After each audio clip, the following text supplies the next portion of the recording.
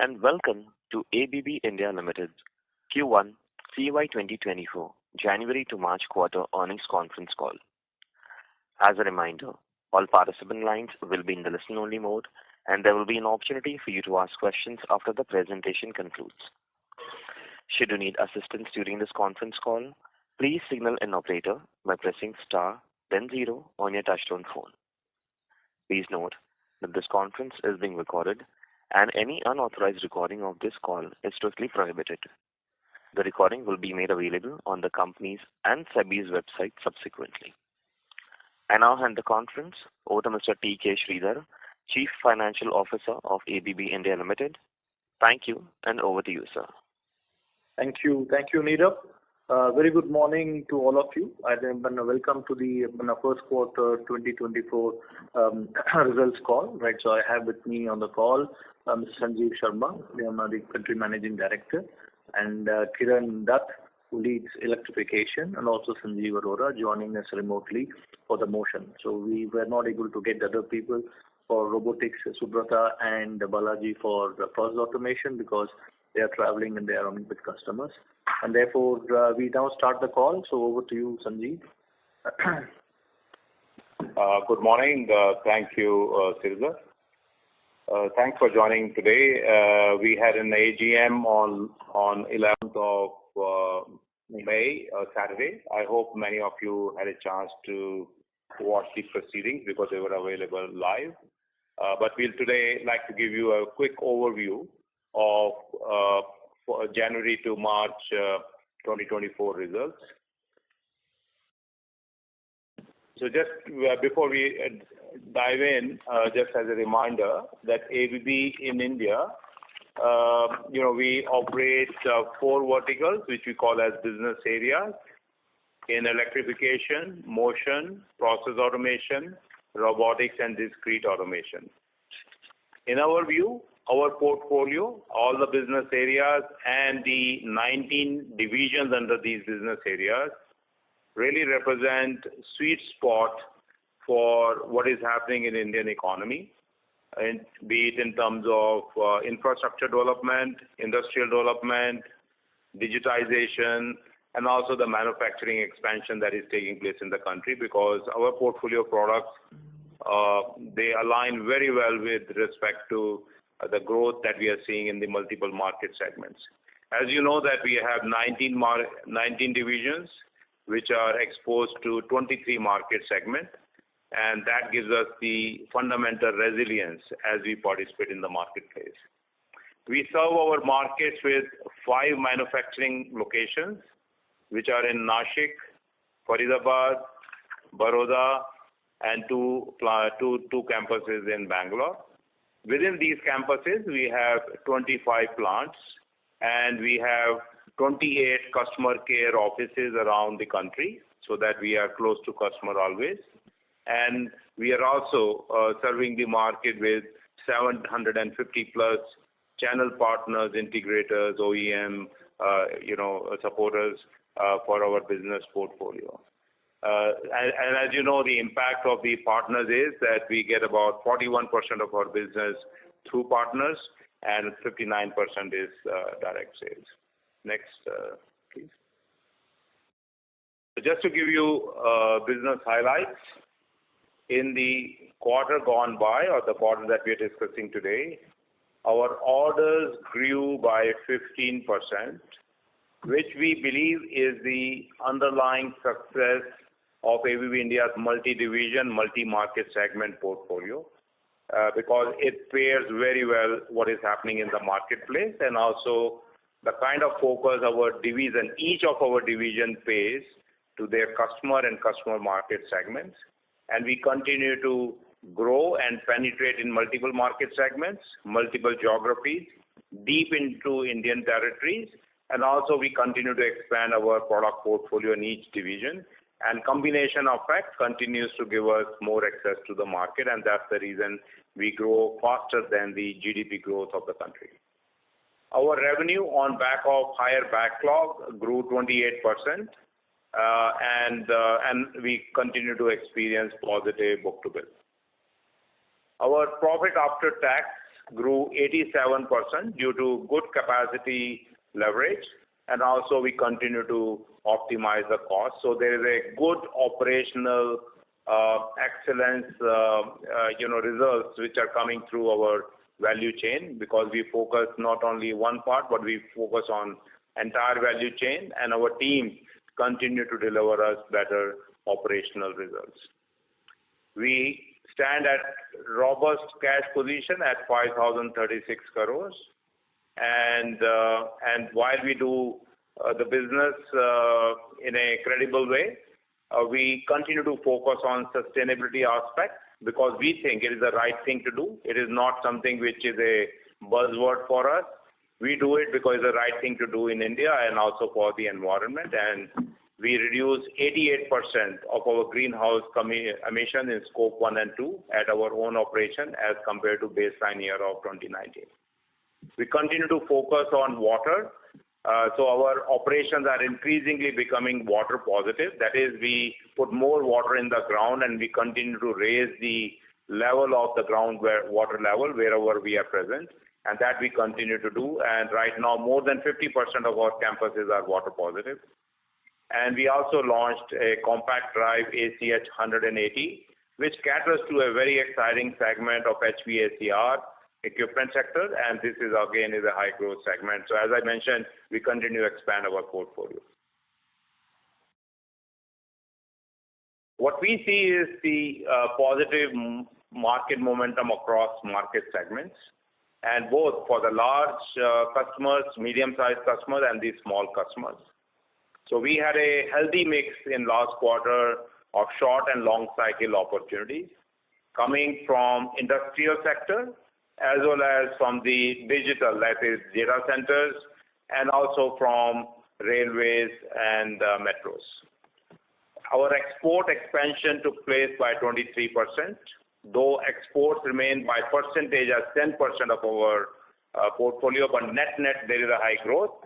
Why the percentage of export looks 10%? Because the domestic growth is much stronger.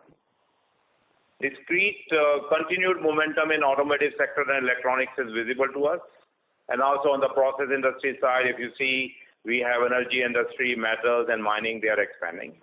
And data centers is quite a discovery for us a few years ago. You remember we keep talking about it, but now we really are seeing the scaling up of orders out of this particular segment, especially the global majors who are trying to set up data centers to localize data and also provide much faster and higher cloud services to the ever-expanding digital consumption in the country. I think the data center market is showing a lot of strength for us. And also on the transportation sector, demand for propulsion technology for railway and electrification for metro, that's a very positive development for our portfolio. And of course, we continue to enjoy the resilience and the vibrancy that we have in Tier 2 and Tier 3 markets, where we continue to increase penetration. So with all this, our order backlog grew 25% to 8,900 plus crores. And that's the picture that we paint, with orders growing 15% and revenues growing by 28%. Just to give you an impression in terms of significant wins, when we talk about data centers, so we put in compact substation and smart power products and medium voltage switchgear for large data center projects. When I say large, you can imagine largest possible data centers being put in by the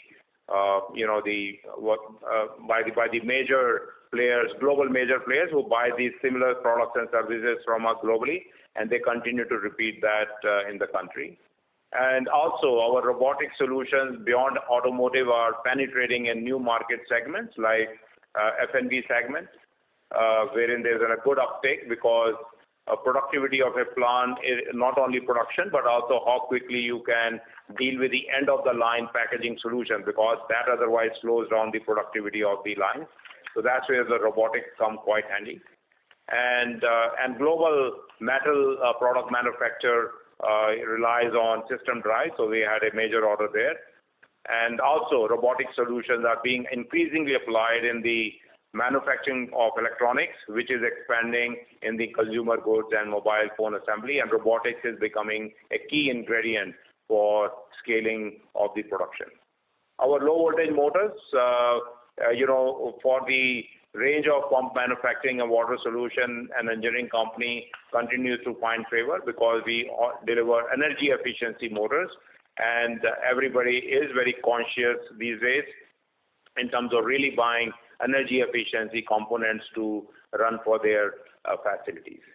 Our process automation solutions for remote terminal unit, leak detection system, and SCADA for brownfield project of an energy major, that again is a very solid solution and really relied upon.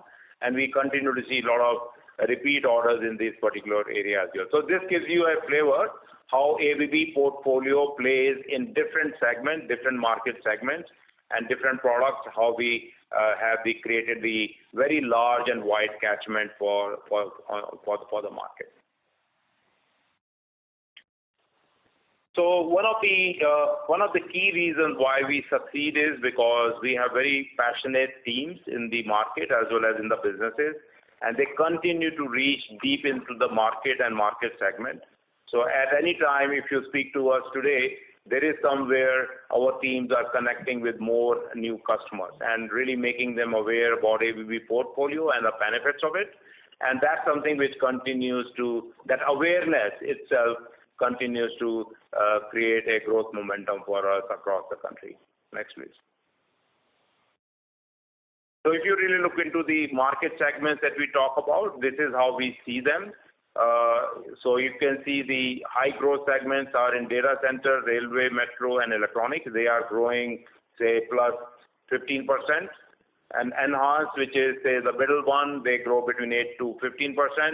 And sustain, and these are the segments, sustain, which we may call as moderate and low growth, but still these are the segments which give us 50% plus in our orders book. So you can see that as this sustain continues to move to enhance and enhance moves to focus and the rotation takes place, that brings the basic resilience for ABB portfolio. And we are seeing now signs in the moderate to low growth segment. Some of them are breaking out and they are going to the enhanced market growth side. So that's where you can see that the focus one gives us very high growth. Enhanced one gives you a very stable and solidified growth, and sustain, they are coming out of the low spend cycle to the higher spend cycle, and that's something we enjoy and we will enjoy in coming quarters. Continue. Now, theme for the quarter, just to explain to you, every time we take a theme, this time we have taken buildings and infrastructure, a deep dive in it. It's a $1.4 trillion market growing at CAGR of 9%. Comprised of infrastructure in smart cities, roads, waterways, ports, tunnels, and many others. And this is an area which is a sweet spot for our electrification and our motion portfolio. And here, that's the reason when you look into the electrification portfolio, I think our teams are doing fantastic job in terms of connecting with the existing and the new customers. And that's where you can see we have a high growth coming in. And also in the transportation sector, our motion teams are really bringing the best of the portfolio that is available in Europe and localizing and have localized it for local products, because now Indian railways and metros are really looking for best-in-class global products, and that plays quite well for our portfolio. Now, key drivers, of course, you know about affordable housing, green building solutions, technology and AI shaping the industry, which requires different kind of ways to look at it. Proactive government policies and support. All these are adding to the growth in this particular segment. Next, please. So on sustainability in practice, just by the way, the picture that you see on the left is not a stock picture. This is a picture as I'm sitting in the ABB boardroom. When I look down, this is an ABB campus picture. So when we say green, we really mean it. So we really ensure that we nurture the sustainability aspects around all our campuses. So we have, as I mentioned, reduced scope 1 and 2 GHG emission by 88%, and that's what we will stand in 24. Water recyclability, we will improve from 37% to 45%. Our 3 units are already water positive. They will become 4. And zero waste to landfill unit, we already achieved 1. And we will also make sure that within 24 we have 2 units or 2 campuses which become zero waste to landfill units, and we continue that journey. And this is something we are committed. One is it's nice to show these numbers, but we as a management team feel this is the right thing to do, and that's our motivation to do it.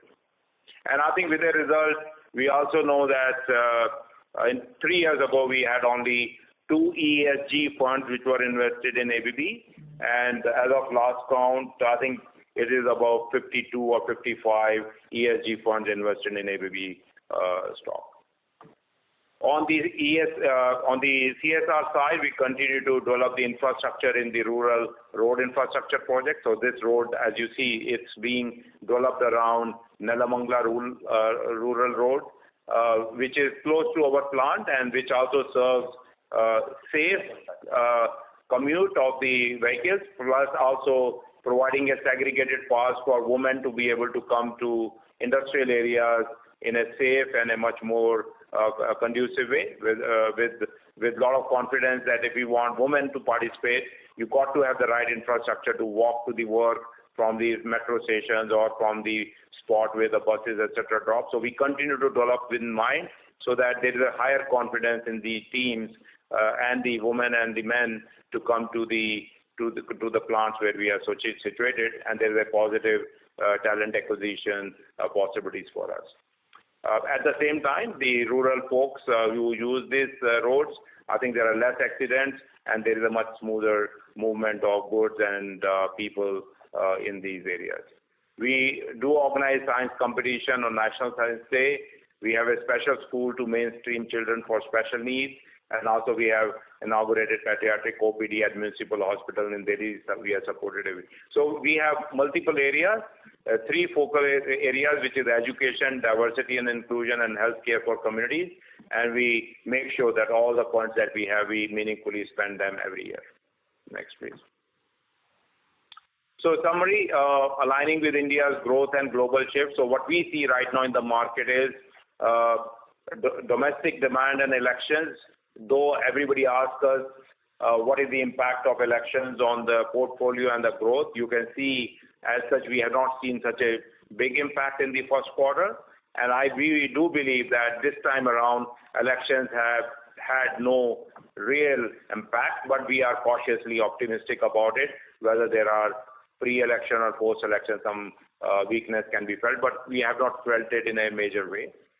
Demographic and social change. I think India has a positive demographic bent going forward, and also we are seeing a good income distribution in the country, and also consumption is increasing.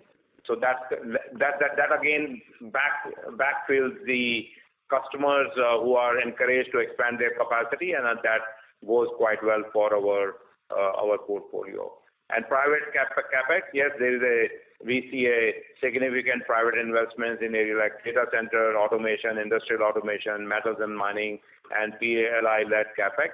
And this is something which at the starting point, I think many people say whether they have peaked, but from our point of view, all these areas are just starting. They are just taking off. They are not peaking. They are there at the starting point relative to when we compare how these segments have grown in other developed economies.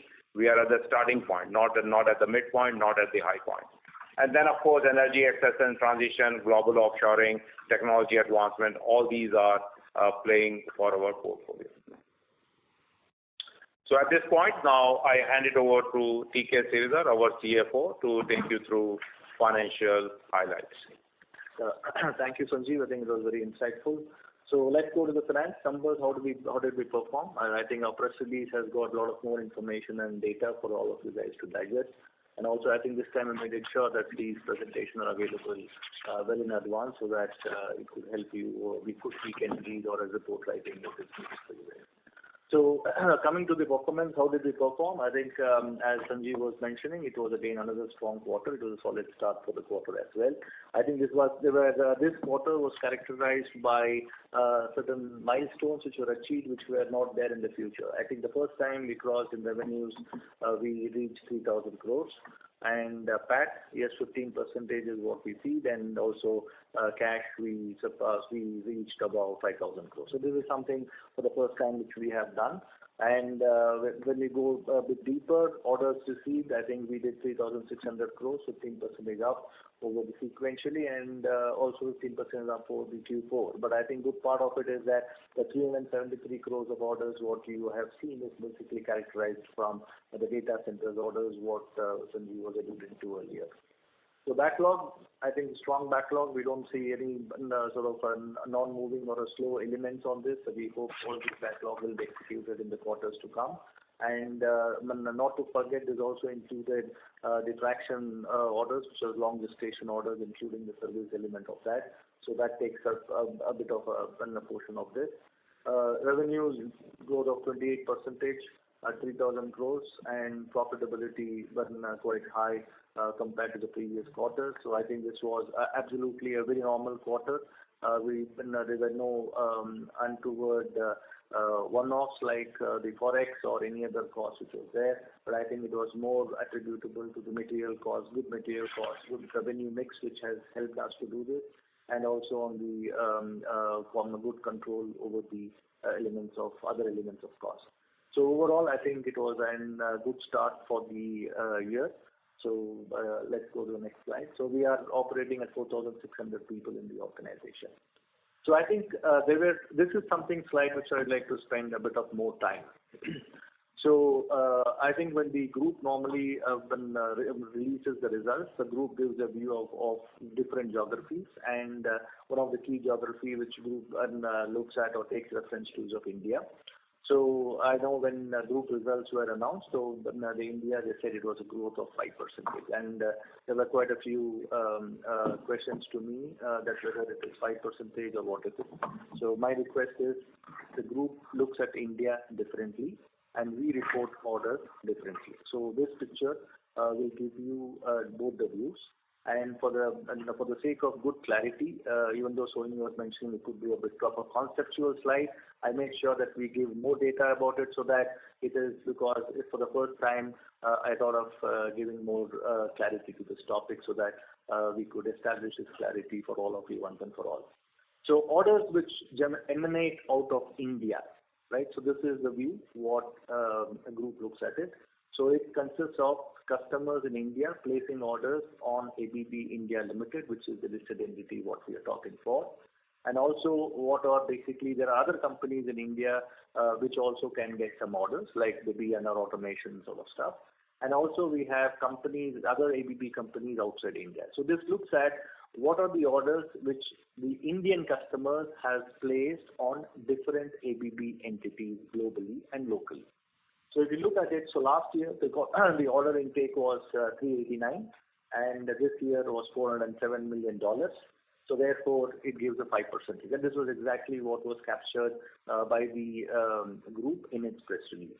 So, but when you now look into how do we report orders, it's basically what orders we get, ABB India Limited gets from customers in India, because also customers outside India, and from ABB Group companies within India. So this is basically absolutely an opposite situation of this. So here we look at the $453 million, the same basically 3,607 million crores. If we convert it, it becomes 453 at the exchange rate of 83 rupees per dollar. So therefore, this is 15%. I think I thought so. This picture should give you enough clarity, so people. My request to you is before you start to write, give predictions. I think we need to wait for the ABB India results to come to get the real view of it. Yeah, next slide, please. So now getting into the financial summary, I think if you look at it, so we are, the most interesting part of it is that of course we did cross 3,000 crores in revenues, and this is something which was the first in the quarter, several quarters. So we have good deposits and therefore good interest, so which is a major portion of the interest income, other income which we have. So material cost is at 59.8%. It's first time in the history of ABB where we have gone below 60. So I am sure that this could evoke a lot of interest. in all of you people as to whether it is sustainable, whether it is something which is one-off, whether it is something which is going to be the future trend sort of stuff. So, but I think I would like to clarify that this is very strong material cost reduction has happened due to three to four factors, pretty much very important. One, it consisted of higher services and higher exports. Process automation did a phenomenally high component of services in business in this particular quarter, and also EL also did something on the exports portion of it. So, and then localization and SEM savings is very important for us to achieve. So this is an unabated efforts what the organization puts in. Not to forget that these orders are from the times when the prices were pretty at elevated levels. Because the material costs or the commodity prices were at that point of time pretty high, so that factored in that. But whereas afterwards the material costs started to soften, so we have a positive advantage coming out of that. And so that's something what we do. And also connecting back to the slide where Sanjeev was mentioning about the sustain, enhance and grow sectors, and I think that also played a very vital role in terms of the better margin orders which come from these particular mix of market segments what we have. So I think so that's it. I think this is and to be sort of on a safer side, this is one of very good strong quarters. Right, so that's where how we see the material costs going below 60%. And the personal expenses definitely higher than what it used to be previously. It is driven by salary revisions, and we added some 450 people during the quarter compared to last year to this year. So that's something which is also impacted on the personal expenses. Right. Other expenses, majority of them is all volume linked. So we did have an one-time favorable tax impact of 10 crores, which was something one-off, which would I say. And Q1 had a warranty cost, which we had also declared in the press release last time, so which is not there in this particular quarter. So interest costs, primarily, I think this could be a bit of a question as to when we have zero debt on the balance sheet, so why do we have interest costs? I just want to tell you this because that major element of this, almost 95% of it is basically what we need to do on account of accounting positions on lease equipment what we buy and and hold and premises what we hold on lease, and also the warranty discounting. So I think this is basically the accounting in the position what we have, but otherwise there is no interest cost what we pay to the bank on the from as we have plus with funds. Over to you. How about the next slide? So just going more into the segment-wise electrification. So 1,800 crores of orders almost. Right, so I think this is basically a 34% strong order input, and that's basically from the large order what we got from the data centers. And definitely the backlog moving pretty fast in the revenue, therefore in this 30% growth. So I think PBIT ever time high, 23.7%, and that's basically the reasons what I told, and there's also and they also gained because of the stable market price, stable commodity prices, and good offerings to technology more premium customers. That's how it is, and also the connect on the tier 2 and tier 3 cities is something what basically helps out. So overall, I think that's how the PBIT definitely improved, and there was no major any forex impact on this. Next. Motion was a bit flattish in orders. I think decision on some of the system orders got slightly postponed, so hopefully we look at it at Q2. And of course, I think as all of us know, so there was on standard products there is certain price pressure what we see, and that's something which we have to navigate as the system stabilizes. And backlogs pretty steady, so therefore is a well-oiled machine as what people would see as motion as a segment. So I think the revenue mix and the price advantage of the previously favorable margin orders is something which helped them to also soar on the margins to 20%. So here, I think process automation is one of the turnaround segments, is what has been for us in quite some quarters, few quarters to come. So revenue is pretty high, and this is the first time high execution of service orders, what has been done by process automation, especially in the oil and gas and the metals and mining sector. So that's something which has really improved, and therefore, and definitely the improvement in the project's execution as well as the composition of orders, I think, which is reflected in the revenues, is something which helps on the margin front. No forex impact again in PA.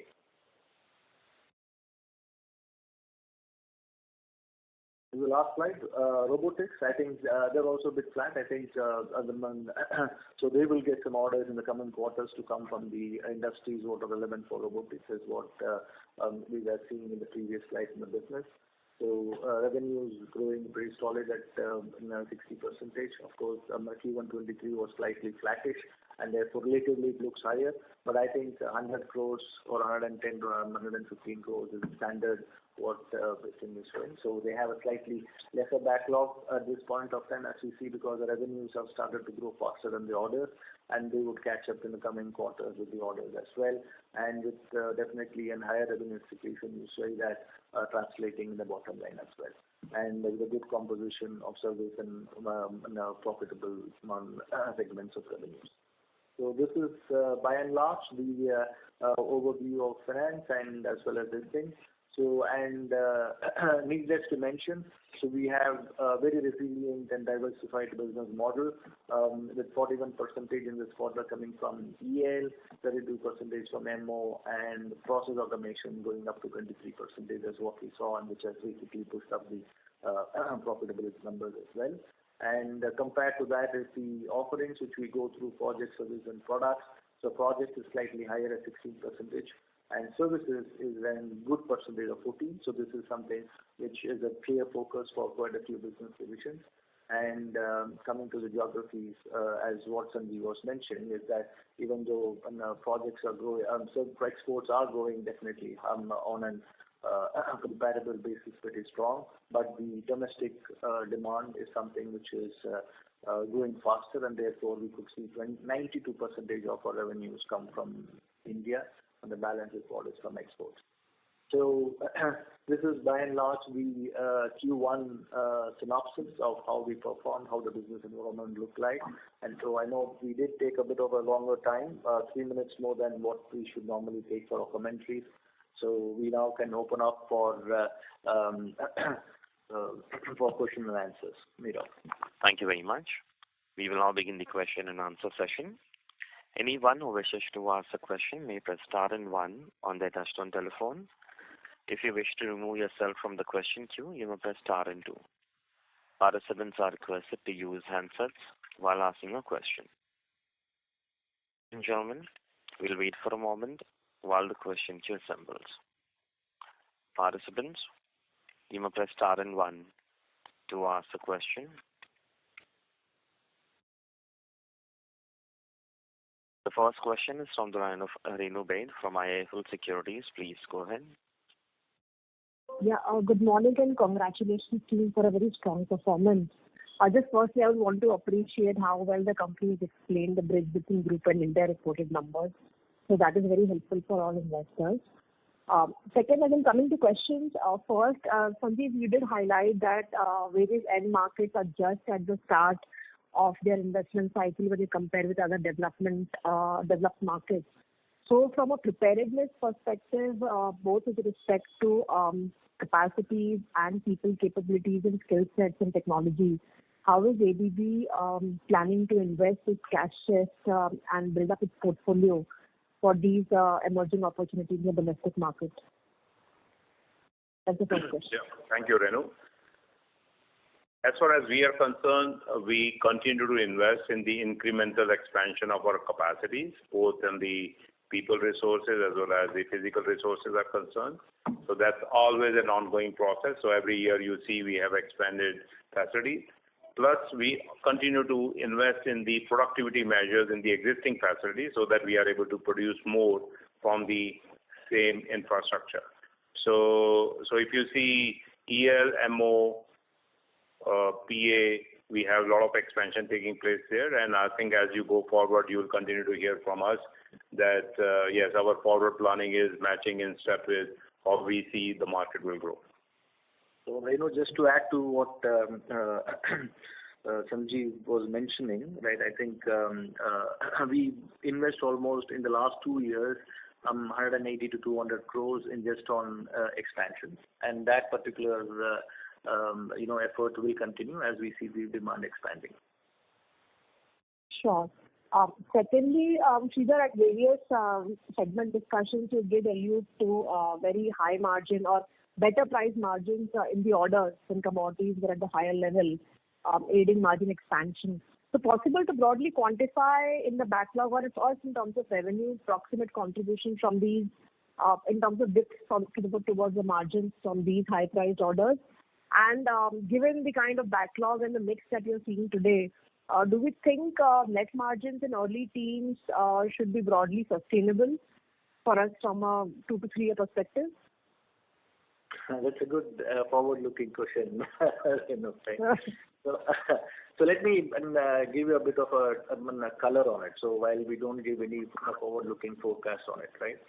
So if you look at the backlogs of 8,500, so almost 40% of it today is held on long-term duration projects, right? Both from railway customers, which we had announced in the last year, and also from the process automation. So what is basically from EL and MO, right? So they run on an book-to-bill situation of almost 40 to 50% quarter on quarter. So that's something what they need to book, right? So these particular orders, whatever you have, right, so are something which has come from the periods where the material costs were high and which we had priced it to the customer, but whereas subsequently the material costs have softened, right? So now the question is, the future prices, what we give from the book and bill revenues, which we give in the next 3 to 4 quarters for this particular year, shall have to carry a natural adjustment to the current prices, and that's all it is, right? So therefore, at this point of time, it is not such a way predictable to say that whether the existing backlog would give us and the same level of margins as what we saw in the first quarter, right? So, but as we say that we are, because having come to reach 12% of profitability last year, so our endeavor is to make sure that we are there and we do not fall below that, and while our efforts are there to improve upon it. Got it.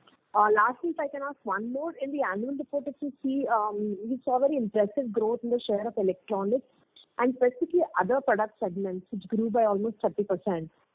So possible to broadly mention any notable categories within these other segments, whether it was UPS for data centers, metering products, etc., which drove higher growth in the product portfolio for us?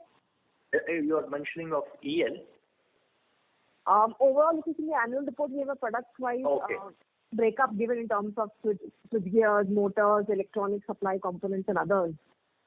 So very material jump in others, if I have to just share across the numbers. Then others revenue in terms of overall did see a big 30% jump on a yearly basis.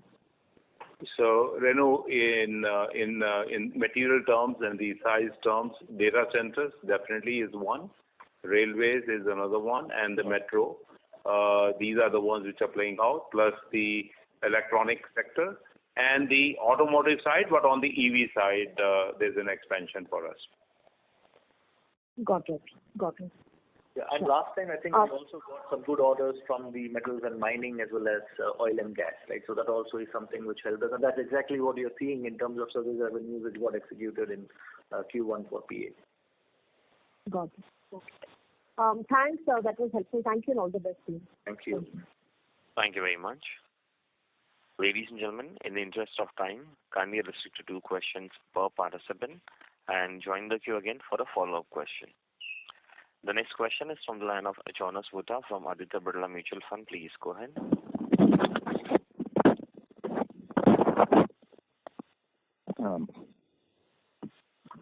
Thank you for the opportunity. Sorry. And congratulations on a great set of numbers. Had 2 sort of longish questions, but both related to the drives portfolio of the company. Again, drawing from the annual report, we saw that the drives and traction motor business sort of grew almost 40% YOY. but it was also sort of compensated with a higher imports in terms of raw material. So, despite a higher import content and pricing pressure for standard products, just wanted to understand how is the motion segment showing such high margins, one. The second, which is drives related again, is, if you can give us an overview on the drives market and, is it growing at the same pace at ABB's own growth in the drives business, particularly LVMV? And will the adoption of maybe an i3 or 4 motor standard take away some of the need for drives in the future? Yeah, those are my two questions. Thanks. Thank you, Mohit. We have Sanjeev Arora, our President for Motion Division, on call. Sanjeev, would you like to take a view on the questions that they mentioned? Yeah, thank you. Thank you, Sanjeev, and thank you for a very good question. See, let me pick up the drives part. Let's understand how the customer behavior is changing. And I am very, very confident that whatever may be the situation, our customers are building their blocks on the sustainability and energy efficiency around that.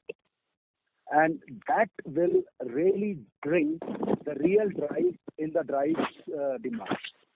And on top of it, they have really seen and tried the best of the technologies in past, and they have a lot of confidence in ABB drives, and hence we see that we are growing much, much faster than the market growth, be it the low voltage drives or the medium voltage drives.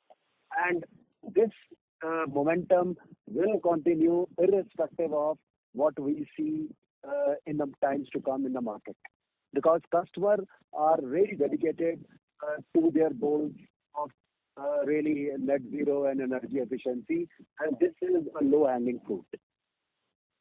Coming to your second question of i3, i4 motors, whether that will hamper the drives part. So sorry to interrupt you. Sir, we are losing your audio slightly a bit. See, I am in a place where the signal is a bit of a challenge, but am I still able to? Sanjeev, we can hear you. Sanjeev, we can hear you well. Please go ahead. Okay, thank you. So, i3, i4 motors will never ever dampen the momentum of drives, because let's understand, hardly 15% to 20% of the motors in the industry today are using drives. And so therefore, as the penetration increases, drive market does increase. But on top of it, the direct online is going to stay there. And as we move towards energy efficiency, and actually, if you really ask me, it is very, very unfortunate that such a developing economy like India is still at I2 basic efficiency. And this is actually, I would say, absolutely unfortunate.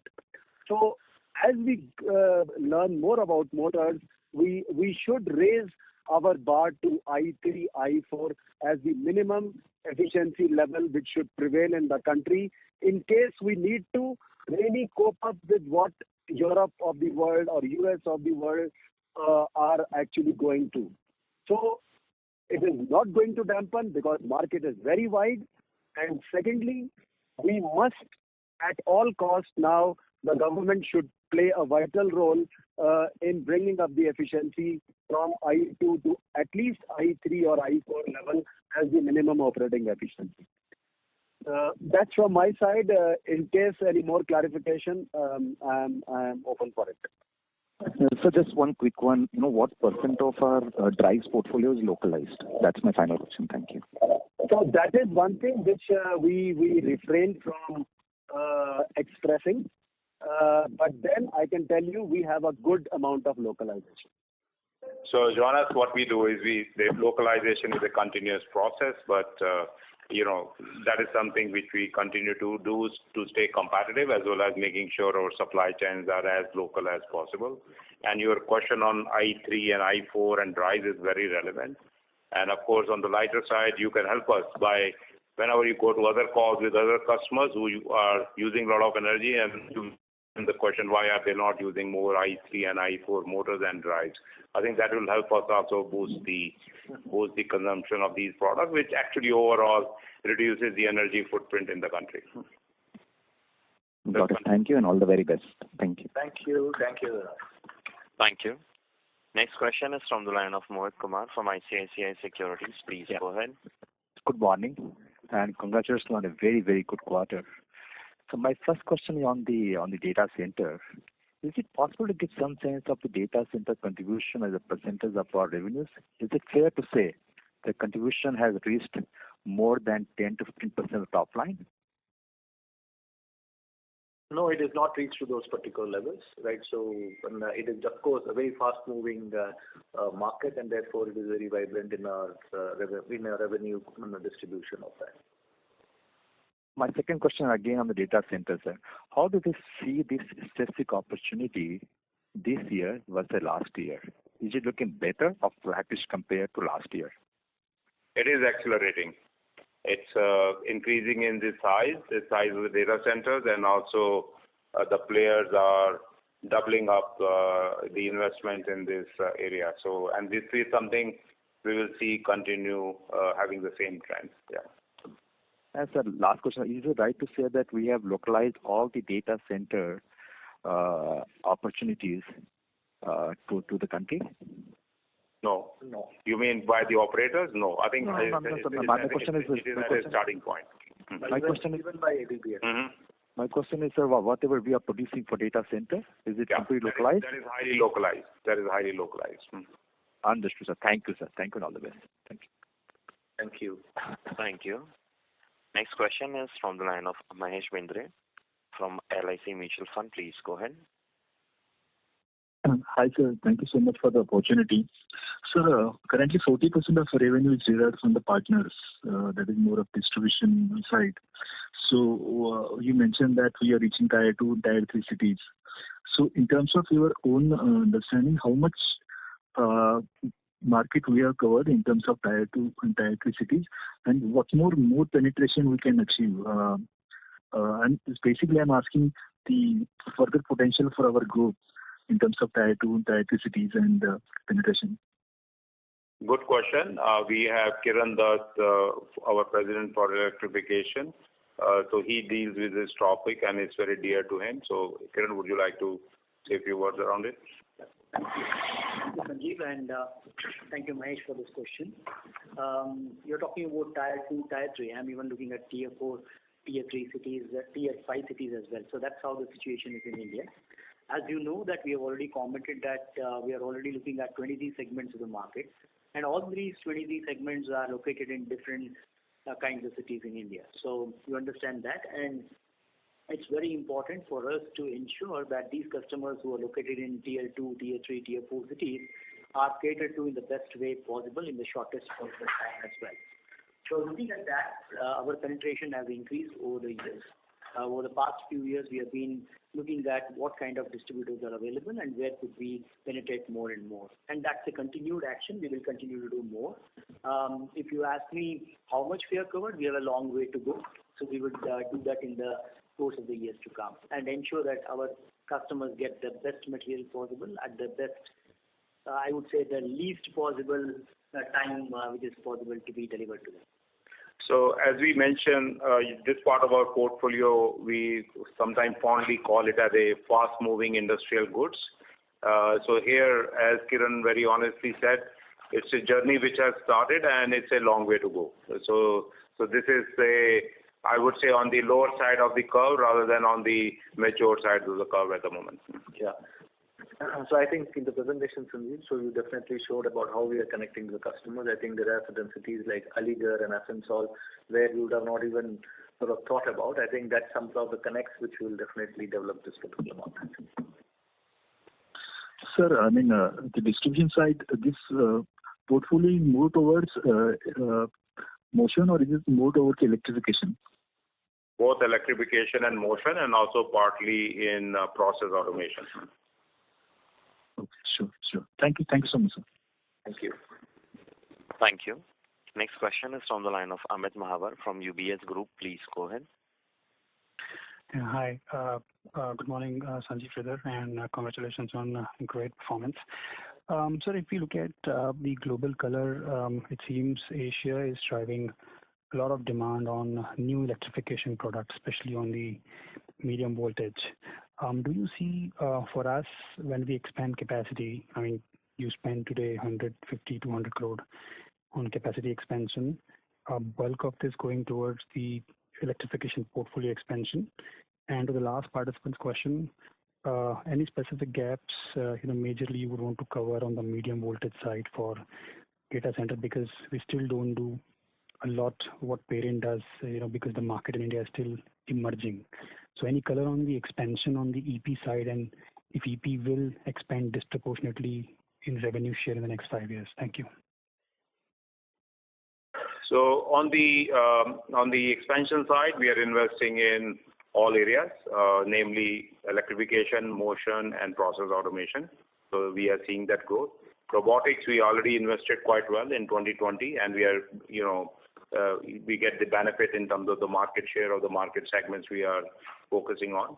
As we go forward, we are not only seeing the growth in one particular market segment. As you said, we have multiple market segments, and also not in one business division, across all the divisions. So we continue to, make investment. But you should keep in mind that ABB in India is manufacturing for last 75 years.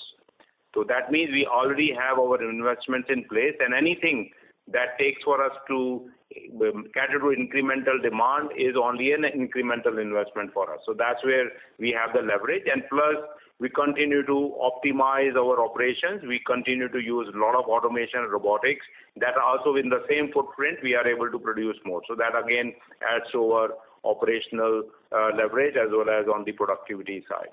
Now going forward, as far as data centers are concerned, data centers are nothing but power guzzlers, or sitting with the computer sitting in the computer racks. So what you need to do is to feed them with the low voltage power as well as the substation at the medium voltage level. All those technologies are largely produced in India, and I think our portfolio is quite complete for ELDS as well as ELSP. And we expanded quite a bit in Nashik last year for ELDS portfolio. So we feel we're fairly complete, and that's where the confidence level of our customers who are coming to India or who are in India is quite high, because our supply chains are pretty robust and controlled at the local level. So our deliveries, and typically data center customers are in tearing hurry, so we are able to match their demands both in the product delivery as well as the services they require to run those data centers. Fair, Sanjeev. Thank you. And a small question. Second question is, globally, if parent is thinking of expanding capacities, we have some select mandates. Incrementally, do you think you get a more share of export mandates than your Chinese counterpart or other Asian counterparts in select segments, or it is not a major change that you see? Thank you.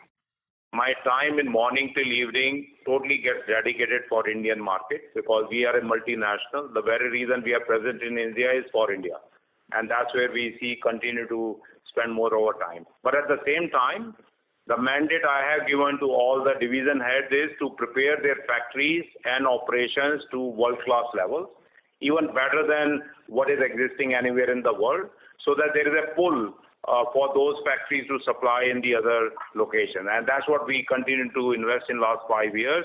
And we are seeing now there's a lot of pull coming from the global managers to buy from Indian factories. So that will be our strategy.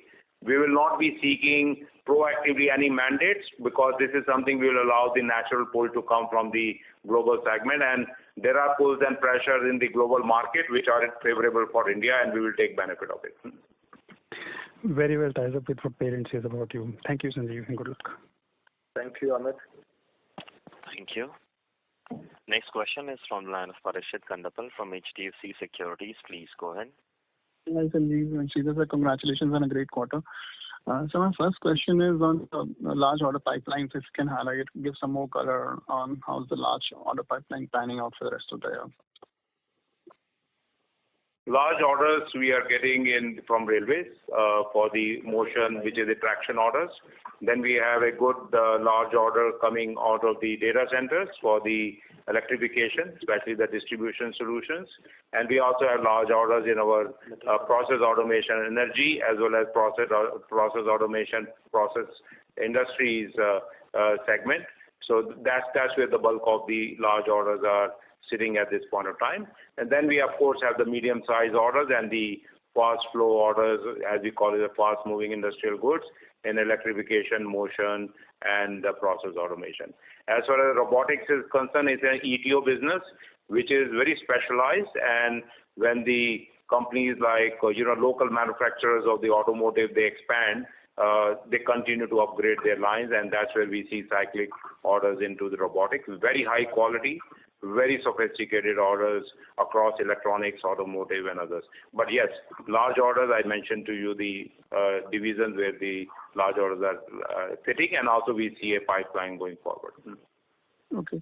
So my second question is on the new product introduction. So like you introduced ACH 180 drive. So my question is annually, what's your target, or so how do you increase the TAM? So potentially, what these products do to your total addressable market opportunity in terms of like expanding your portfolio? So what would be that impact on the same? We always start small when we have the new product introduced. So we allow our channel partners to absorb it, introduce it in a big way with the Customer Connect program in the first few quarters, and then we start seeing a kind of rational uptake of those products and consumption and absorption of it. So it's always, whether you go to the new market segment or you go with a new product, you always, in terms of percentage growth, you get it high, but since the base volume is always small, and it takes time before you get it as a substantial mix in the portfolio. So it's largely in tier 2 cities, so tier 2 and tier 3 cities, or like across the portfolio? Wherever the selected this particular product, where the HVAC systems are being installed, they across all the tier 1, tier 2, tier 3 cities. Wherever the new infrastructure is being built, which requires air conditioning, I think that's where these products get positioned. Yeah. Okay, sir. Thank you, sir, and wish you the best. Those are my questions. Thank you very much. Thank you. Next question is from the line of Umesh Raut from Nomura, India. Please go ahead. Thank you, sir, for the opportunity, and congratulations for the impressive set of numbers. Umesh, may I request you to speak a little louder, please? Is it audible now? Yes. Thank you. So my first question is related to theme that you have mentioned for the quarter, which is buildings and infrastructure. So where we are exactly in terms of capex cycle, barring say data center, especially related to residential, commercial side of the buildings and hospitality as well. And in terms of overall contribution towards top line, how much of building automation is currently contributing? So I'll just give a brief comment and then I'll let Kiran answer it. So this is one segment wherein the real estate sector has again kicked back after a lull of 10 years. So whether it's residential or commercial side, I think it is expanding. And also on the infrastructure side, with the government spend on a different type of infrastructure projects, we have the expansion there. But I'll let Kiran put more color and understanding of it. And I believe around the building and infrastructure, it's about 10% of our mix. 8 to 10%. Thank you, Umesh and Sanjeev. Thanks for the question. And the point I would like to imply is in the slide what we showed, we also showed something known as affordable housing. And that's the sector which is going to grow. We already are looking at 20 million homes which are going to be built.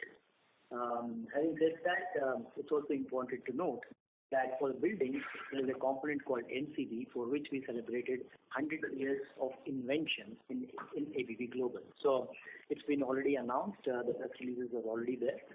You can have a look at it.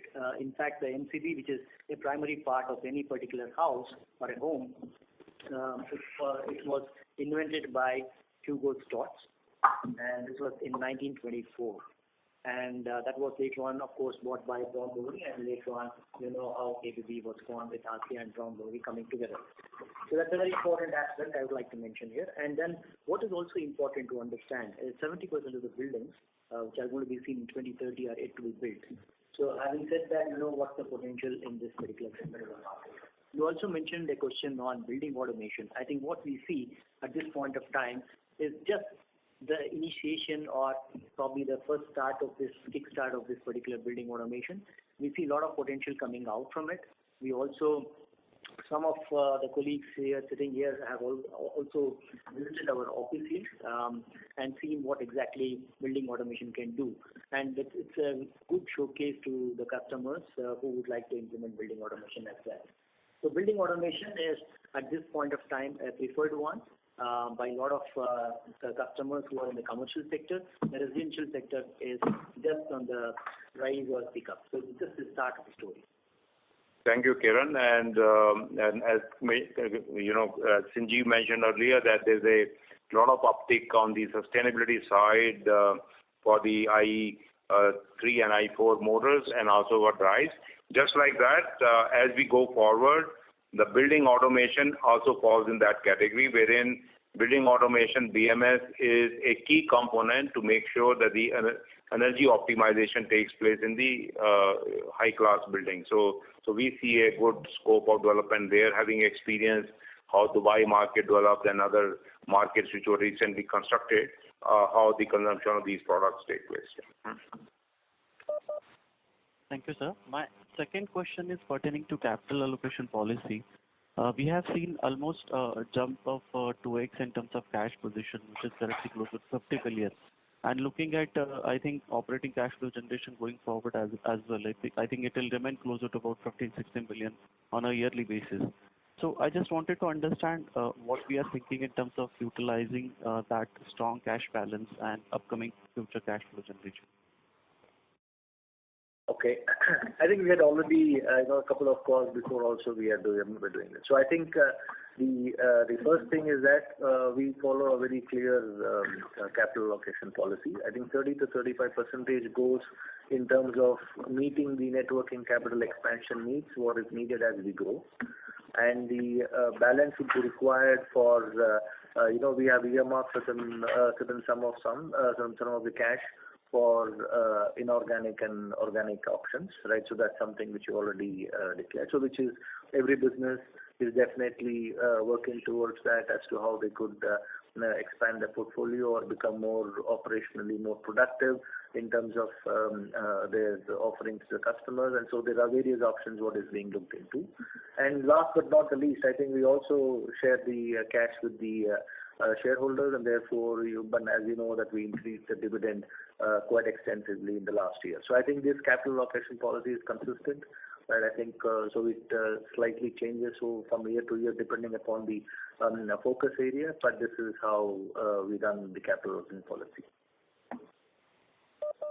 Thank you so much, sir, and all the best. Thank you. Thank you.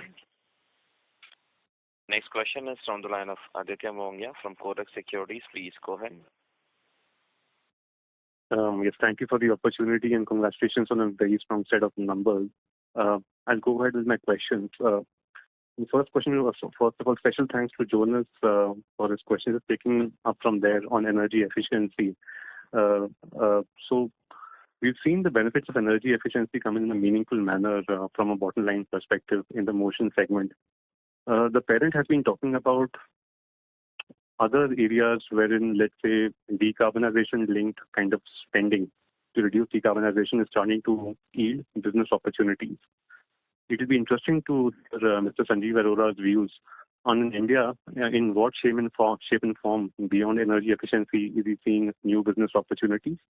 In specific, you're talking about propulsion technology, something on the traction side also if you could kind of comment upon. That will be my first question. Sanjeev, would you like to take this question? Yes. So thank you very much for this. I think we have all seen the energy efficiency benefits.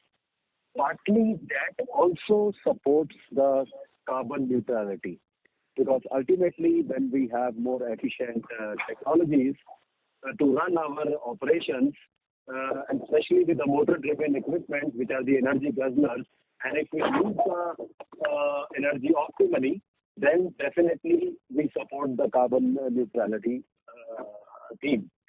Second part is when we come to the new technologies, we are very well placed when we talk of hydrogen and ammonia in our portfolio, that the production of hydrogen and ammonia.